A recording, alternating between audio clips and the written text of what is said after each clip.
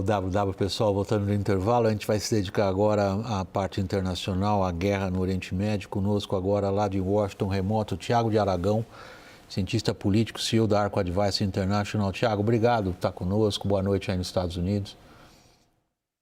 Boa noite, Lorival. Um prazer estar com vocês. E o nosso Lorival, bom ter você a bordo, Lorival.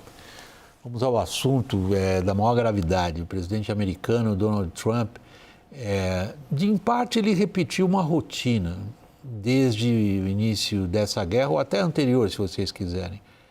Ele renovou ameaças contra o Irã e, especificamente, ele reiterou que está disposto a destruir o país, começando pelas centrais de produção de eletricidade e pontes, ou seja, a infraestrutura que torna o funcionamento de uma sociedade moderna.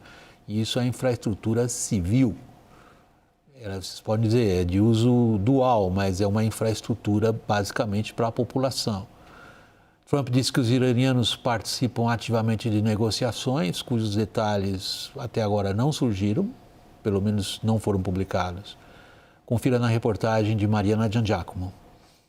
Trump manteve, até o momento, o mais recente ultimato que deu aos iranianos. O regime dos ayatolás tem até às 9 horas da noite desta terça-feira, no horário de Brasília, para aceitar um acordo. Caso contrário, os Estados Unidos atacariam usinas de energia e pontes do país. The entire country can be taken out in one night, and that night might be tomorrow night. Segundo o secretário de Defesa dos Estados Unidos, Pete Hegseth, a ofensiva será devastadora. Per the president's direction, today will be the largest volume of strikes since day one of this operation. Tomorrow, even more than today. And then Iran has a choice. Choose wisely, because this president does not play around. Ataques desse tipo seriam uma violação do direito internacional e da Convenção de Genebra. O artigo 56 do protocolo adicional à Convenção da ONU afirma que barragens, diques e centrais nucleares de energia não serão objetos de ataques se isso puder causar graves perdas na população civil. Trump, no entanto, disse não se importar com as possíveis implicações de um eventual ataque e preferiu se concentrar no que considera como conquistas americanas no conflito. Ele reforçou o discurso de que Washington já conseguiu uma mudança de regime no Irã e disse ter um projeto para o país. I have the best plan of all, but I'm not going to tell you what my plan is. You know, they want me to say, here's my plan. We're going to attack at 9:47 in the morning, and then we're going to do this, and then we're going to... And if you don't do that, they say, I have a plan. These people know what the plan is. Everybody here knows what the plan is. Em resposta a Trump, o Ministério das Relações Exteriores do Irã disse não negociar sob ameaças e prometeu retaliar as ações norte-americanas. مذاکره به هیچ عنوان با اولتیماتوم، با جنایت، با تهدید به ارتکاب جنایت جنگی سازگاری نداره. جمهوری اسلامی ایران و ملت ایران تجربه بسیار بسیار تلخی از مذاکره با آمریکا داره. و این تجارب رو ما به آسانی به دست نیاوردیم که بخوایم به آسانی نادیده بگیریم. O governo americano rejeitou nesta segunda-feira uma proposta de cessar-fogo de 45 dias sugerida por um conjunto de países liderado pelo Paquistão. O Irã também reagiu negativamente à ideia, afirmando que aceitaria apenas um fim permanente da guerra, seguindo considerações iranianas. Isso engloba um orçamento para a reconstrução do país após o fim das hostilidades, um protocolo para a passagem de embarcações por Hormuz e a garantia de que o Irã não será atacado novamente. Enquanto isso, bombardeios dos Estados Unidos e de Israel seguem mirando o país. Um deles matou o chefe da inteligência da Guarda Revolucionária Iraniana, Seyed Majim Kademi, que tinha assumido o cargo no ano passado, depois de ataques israelenses terem assassinado seu antecessor. Israel também atingiu um complexo petroquímico do Irã. Segundo o governo de Tel Aviv, a ofensiva destruiu a infraestrutura do local. Como resposta, Teherã atacou países da região, como os Emirados Árabes Unidos, Kuwait e a Arábia Saudita. Bom, Tiago, a essa altura é muito difícil a gente não considerar perguntas altamente especulativas, coisa que a gente tenta evitar no trabalho jornalístico, porque a gente começa a fazer perguntas especulativas, elas não têm mais fim, né? Elas podem levar a qualquer tipo de cenário. Então, o que a gente procura fazer é estabelecer quais são os fatos que são discerníveis. Isto aqui é um fato. E em que medida eles podem construir ou não qual o cenário. Então, que fato que a gente tem diante de nós? Uma grande concentração de tropas terrestres americanas. Terrestres e aéreas transportadas. Em torno já de 10 mil homens, se eu estou bem informado. Nós temos um terceiro porta-aviões chegando à região. Nós temos, do ponto de vista dos fatos, uma evidente demonstração de intenção de escalar o conflito militar para operações no território. É esse o sentimento em Washington? Olha, William, é esse o sentimento em Washington. As pessoas que eu conversei hoje, na sexta-feira, e 2 pessoas que eu conversei por mensagem no fim de semana, após o tweet, ou a mensagem na rede social do Trump, onde ele eleva o tom, mas não com uma forma de ameaça, mas uma forma quase de desespero, aquilo lá exemplifica muito como que está o ambiente em Washington, principalmente dos republicanos, que estão enxergando que o Irã está fazendo exatamente o contrário do que eles estavam esperando. Toda a movimentação do Trump, desde sua época de empresário, ela é uma movimentação onde ela eleva a tensão com o claro objetivo de que o outro lado baixe a tensão. E é nesse encontro da elevação da tensão do Trump com o outro lado, por meio do medo, por meio da falta de alternativas, que começa a tentar baixar a tensão, é o ponto onde o Trump geralmente negocia. E como empresário, ele conseguiu se dar bem muitas vezes nesse tipo de negociação.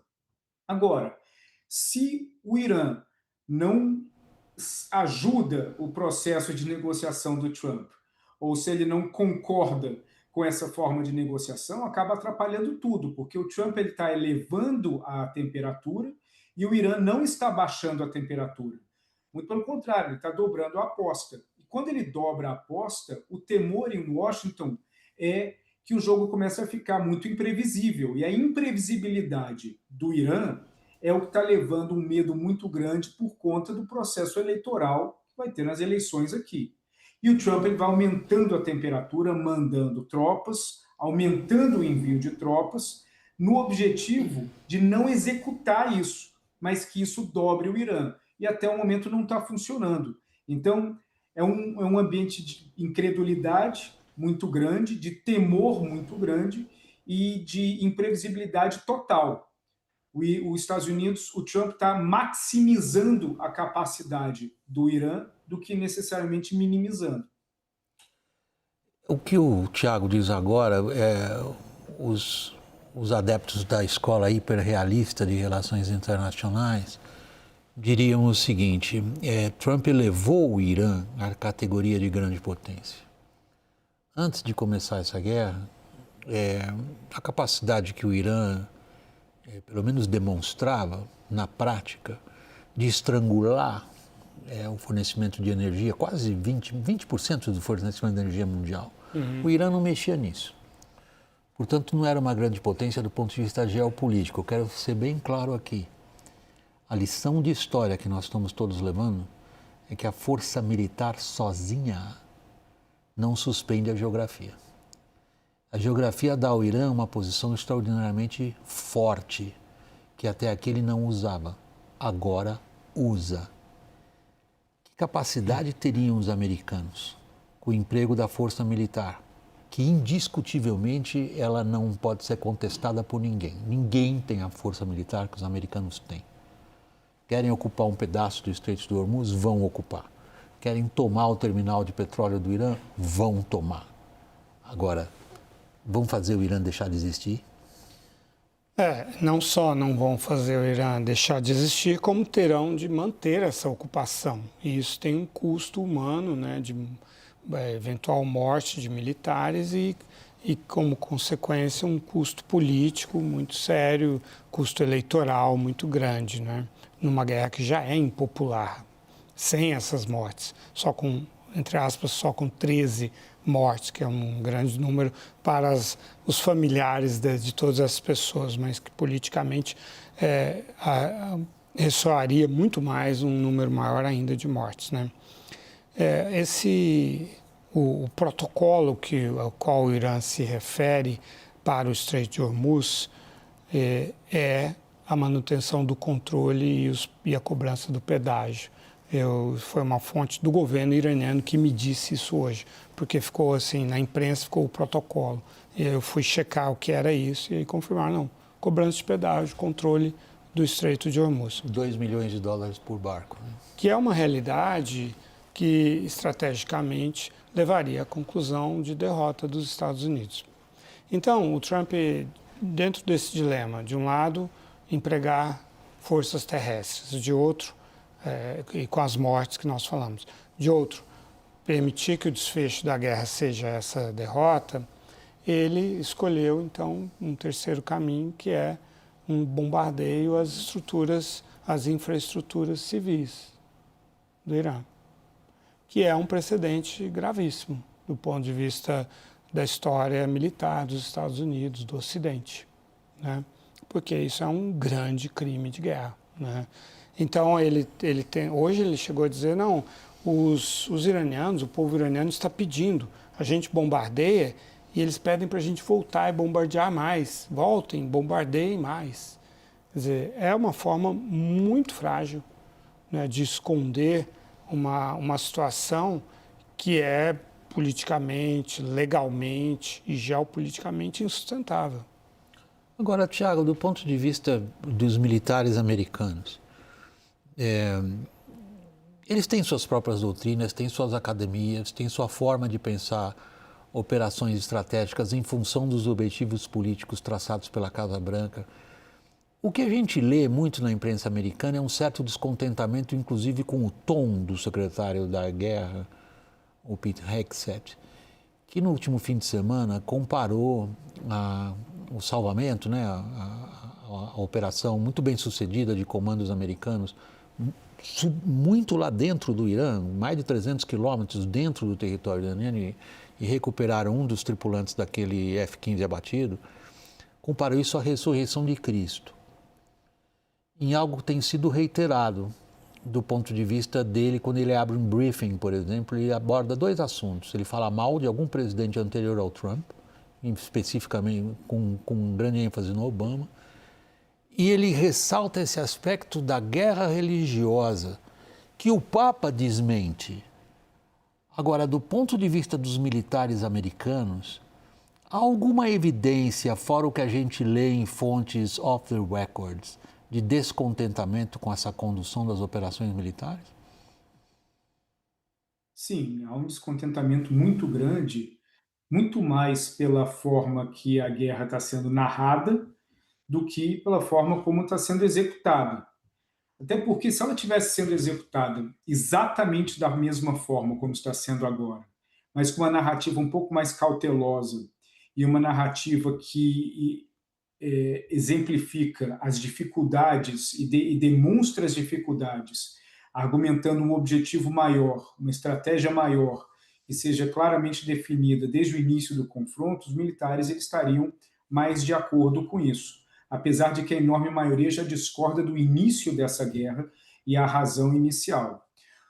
E essas narrativas, principalmente a do Pete Hegseth, existe uma divisão muito grande entre alguns militares. Muitos deles, principalmente os mais alinhados com a narrativa do Trump, eles entendem que essa é uma narrativa voltada para o eleitorado MAGA, que, em cima das últimas pesquisas das últimas 2 semanas, estão cada vez mais insatisfeitos com essa guerra. E o Pete Hegseth, ele, quando faz essas alusões e essas comparações com Jesus Cristo, com a fé, e unificando a força dos Estados Unidos com o apelo da fé, ele está mandando uma mensagem muito clara para um determinado tipo de eleitor que ele não pode perder, que o Trump não pode perder de jeito nenhum. E esse está começando a ficar insatisfeito. Isso não quer dizer que a lealdade dele vai embora, mas ele está insatisfeito por conta do preço da gasolina, entre outras coisas. Os militares que são mais, e a sua enorme maioria, que são mais técnicos, esses estão muito insatisfeitos porque eles estão vendo e enxergando que cada vez mais estão se aprofundando num buraco, e esse buraco não existe o outro lado, é um túnel que não tem ainda a menor noção de saída do outro lado, principalmente pela forma como o Irã está lidando.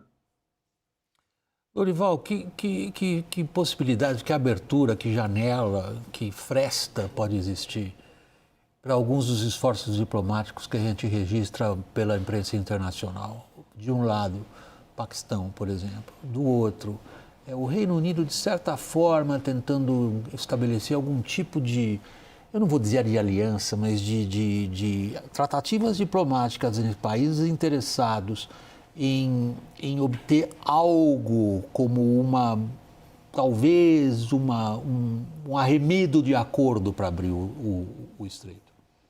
Acho que as condições não estão dadas, né? Porque do ponto de vista do Irã, depois de todo esse bombardeio e decapitação que ele sofreu, num contexto em que ele foi surpreendido, né? Porque ele estava negociando com os Estados Unidos, para eles não tem sentido negociar com os Estados Unidos e ainda mais nas condições impostas pelos Estados Unidos, que são maximalistas, né? Que é renunciar ao arsenal de mísseis convencionais do Irã, renunciar a um programa nuclear pacífico, sequer a parte pacífica do enriquecimento de urânio, renunciar ao patrocínio de grupos no Oriente Médio, abrir o Estreito de Hormuz e renunciar a reparações de guerra, aceitar a destruição da infraestrutura do país, quando o Irã tem um ativo, transformou um fator de dissuasão num ativo real, estratégico, né? Em razão dessa campanha americana e israelense. Que a geografia lhe deu. Que a geografia lhe deu, que estava ali como um fator de dissuasão, agora se tornou um ativo real, né? Que lhe dá um poder de negociação muito grande, enquanto ele for capaz de ameaçar eventuais militares americanos que tentem liberar ali a navegação. Então ele sente que tem as cartas, né?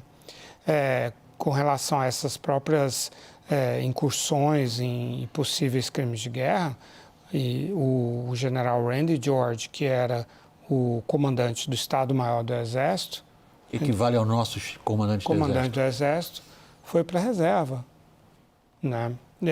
Prematuramente. Ele ficaria no posto até 2027. Isso já teve, no ano passado, a saída do almirante Alvin Halsey, que era o comandante do Comando Sul, que também não concordava com os bombardeios das embarcações no Caribe. Outros 2 generais também foram para a reserva ao mesmo tempo. No final da semana passada, um deles o comandante de treinamento, o outro comandante dos capelães.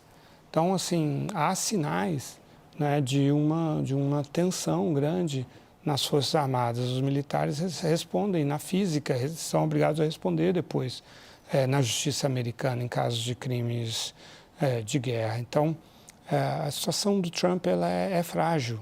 Eu sei que isso é contraintuitivo, mas politicamente, estrategicamente, ela é frágil. Do ponto de vista político e estratégico, parece bastante claro. Agora, olha a situação que a gente se encontra, e isso a gente recorrentemente tem enfrentado aqui no trabalho de análise dos fatos políticos, é entrar na cabeça dele. Tentar entender, não é nem na cabeça, é a psique dele. É curioso como boa parte dos analistas aí, onde você está, em Washington, Tiago, também estão dedicados a isso. Alguns deles, eu queria a sua opinião, porque você está sentado aí, você sente o clima melhor do que a gente. O Trump demonstraria, deixa eu colocar assim no condicional, está se sentindo, na verdade, acuado, de costas para a parede, quando ele publicamente se comporta como ele tem se comportado, particularmente nas últimas 72 horas. Desde aquela postagem na rede, lá naquela rede social dele, até hoje na entrevista coletiva, o uso das palavras, Alguns dizem, nunca antes se viu um presidente americano falar da maneira como ele falou em relação a uma operação militar, com os palavrões, inclusive, o que, na verdade, seria uma demonstração de alguém como ele que se sente acuado e não no controle. O Trump está com muita raiva, ele está com muita raiva da imprensa, ele está com muita raiva da forma como a guerra está sendo noticiada, ele está com muita raiva da forma como comediantes no país estão fazendo várias paródias em relação à condução dele na guerra. Isso nunca o incomodou muito por conta das pesquisas. As pesquisas demonstravam um apoio muito fiel de um tipo de eleitor e que aquilo legitimava muitas das ações do Trump. Quando começa a unificar a imprensa pressionando nisso, e ele já vinha de uma tensão muito grande pela questão do Epstein, que é o principal fantasma na sala até agora. O Estreito de Hormuz é o segundo grande fantasma do ano para o Trump.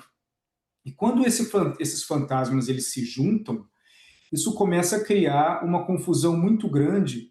Pode não ser no eleitor mais fiel, no eleitor MAGA, mas naquele eleitor mais independente, que não tem nenhum desejo de votar democrata, mas que ele enxergava no Trump uma potencial saída por conta da via econômica, esse começa a rever seus conceitos. Então, esses dois fantasmas estão deixando o Trump muito desnorteado. E não só o exemplo desse tweet, mas como ele na última viagem dele no Air Force One, quando ele mistura o tema do Irã com o tema da reforma da Casa Branca, que também virou um problema. Isso mostra que ele está tentando, de qualquer forma, sair desses assuntos, evitar esses assuntos ao máximo, porque eles estão sufocando a forma dele de governar e, pior, afetando diretamente as pesquisas e os republicanos botando pressão em cima dele, porque os doadores, mirando as eleições do fim do ano, estão segurando dinheiro. E estão segurando dinheiro até uma solução de Hormuz sair. Bom, o ultimato vence em menos de 24 horas, Lourival. Uhum. O que nós vamos ver? O Trump vai ter que dar alguma credibilidade às ameaças que ele faz. Ele não tem saída, ele já está com a credibilidade abalada. Esse é um ultimato que ele tinha dado já de 48 horas, depois ele havia estendido por 10 dias, que cairia hoje. Aí ele explicou que não seria bom um dia depois do domingo de Páscoa bombardear o Irã, então ficou para amanhã à noite. Ele fica tentando dar tempo a si mesmo, né? Mas ele vai ter de fazer algo amanhã à noite. E eu não estou vendo sinais de que o Irã vá ajudá-lo nisso, vá apresentar algo que ele possa dizer, está aqui. Hoje ele insistiu, houve mudança de regime, existe um interlocutor muito razoável e tal, mas os próprios fatos e outras coisas que ele diz contradizem isso, né? A necessidade mesmo de destruir a infraestrutura do Irã demonstra que não está havendo negociação. Então ele terá de fazer algo amanhã à noite e isso vai ser destrutivo e vai ser uma escalada e ele não vai atingir o objetivo dele, que é dobrar o Irã. Lourival, estou encerrando essa parte agora, a gente tem que entregar o programa um pouquinho mais cedo hoje. Muito obrigado a você, Thiago de Aragão, cientista político, CEO da Arco Advice International aí em Washington, e boa noite. Boa noite, obrigado. Igualmente, Lourival, obrigado, boa noite. Antes de me despedir de vocês, o meu recado de todas as noites, os conteúdos e os temas que a gente está tratando aqui, tem bastante material para você acompanhar também na página do www no site da CNN Brasil. E antes da minha despedida final, vocês ficam agora com o Mapa dos Partidos, conduzido por Yuri Pita. Agora sim, fica por aqui essa edição do WW. Muito obrigado, boa noite.